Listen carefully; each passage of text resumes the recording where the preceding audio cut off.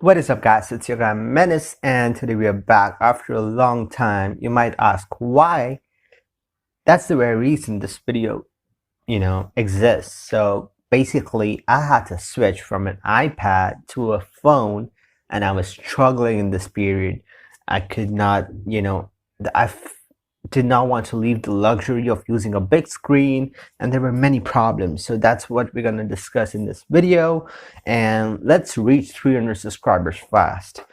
And without further ado, let's go on talking about the video.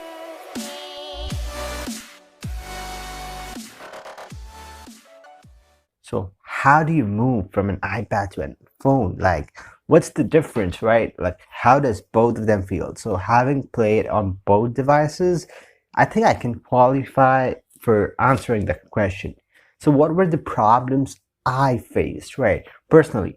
So I would say there were two kind of problems. I would say physical and virtual.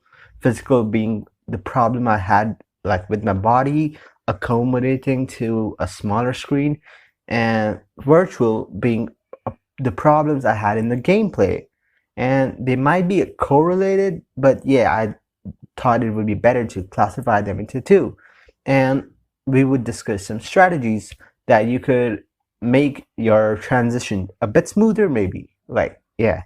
So, physical problems. Like, problem number one, orientation of your fingers and alignment of your fingers, right? So, in an iPad, because it's a bigger screen, your fingers, your thumb and your index finger on both sides, if you're playing claw, is like, like it's at a 90-degree angle almost, right? And if not 90-degree, I guess 90-degree or at least 75-degree plus. So, and your hands, your index like fingers, they stay straight. But on a phone, because the screen's smaller, you have to bend, like make your index finger crooked. That was the most uncomfortable thing to do at first. And I was like, what the hell? Like, I couldn't do that on a small screen. And my hands were paining. Literally, they were paining. And that was the first problem. And I was like, okay, how am I even going to play on this device? Because my fingers kept going forward, like in the air, and I could not play four fingers at all. Secondly, I never held my iPad to my hand, but I had to hold my phone to my hand. So there was some differences in that. So the resultant of the first two problems was the third problem, and that was a lot of wrong touches. So I kept touching outside the phone, inside the phone, different places. My phone, like my finger, like every finger has a reflex action, like how much it has to move. That was being broken because the screen size has changed. So now you don't know, every time you go to a garden, you know the dimensions of the garden. Now, uh, the fact that if you increase the garden size, you would increase the ratio of everything in that, like how many flowers are there on right side and left side. So I didn't know how much space I had for my fingers to play on that garden. So I kept like the fingers kept interjecting each other, like they kept touching each other, and I didn't know how much area should I take for the movement, how much I should take for shooting. So my HUD had totally been gone. But finally, I could make a HUD, but that's what we're going to discuss later. The next physical problem was hand sensitivity. On a phone, you need to, because the screen size is lesser, I had to move my fingers a bit less because there was lesser area. So, as I said before, if the area reduces, the ratio of the area I have to use on every finger will reduce too.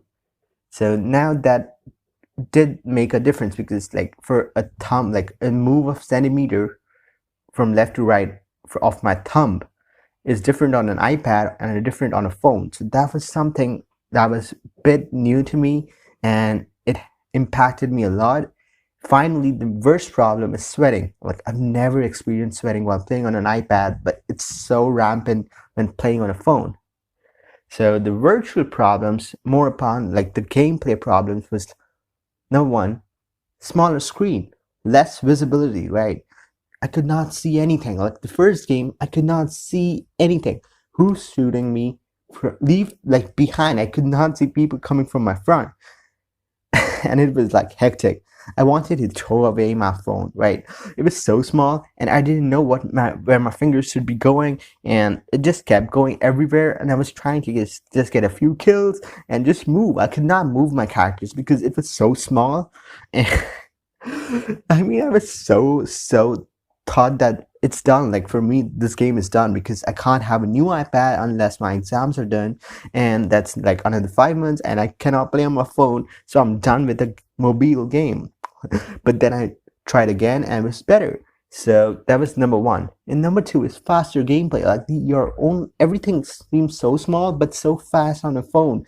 I don't know why. Maybe it's because on a phone you have lesser vision, so I have to like I don't know if an enemy is coming from like the time I take to detect an enemy has increased, so I have lesser response time, so everything seems faster, right? Like imagine like someone's coming from you. Earlier you used to know that 2 seconds before, now you know it 2 seconds later, so you only have a limited and a lesser time gap to react to it. So maybe that's the reason it feels much more faster. So now these are the problems. So what would be an ideal strategy? Number one strategy, give it time. It's not a 1 day thing. It's going to take you a week just to start playing on your phone. Like at least 2 hours, 3 hours every day. If you try, then maybe you can get it in a week, like properly being able to play your normal multiplayer matches. Number two, let your hands relax on your phone. Like I know the orientations feels very awkward, but it's okay. Like you're gonna get the hang of it by the end of a week. So know your spots, like where your fingers lies, like where your thumb's going to lie, where your like both your upper fingers, like the index fingers, is going to lie. So you need to know, like you need to let your phone rest somewhere and then grab it and see what is the orientation of your fingers, and make those spots be the most important spots in your head, right? Like that's a different video discussing a phone heart, but let's just go on to the next point, and that's start with the easier gun, right? Because you don't want to start with the ADS, high ADS time gun, or like a sniper or something, because you already have lesser reaction time, because everything is so new to you, and you're using a difficult gun that's going to make it worse. So you want to make it easy for yourself and use something that's okay. So I used a Kimbo Fennec because it was easiest. So I actually needed a morale boost, like okay, yeah baby, I can play this game on a phone. I needed that satisfaction, so I decided to use a Kimbo Fennec, right? I know it's a cancerous gun, it's toxic, but you gotta do what you gotta do. And finally start from an AI match, then move on to a pub, because you need to have that transition slowly.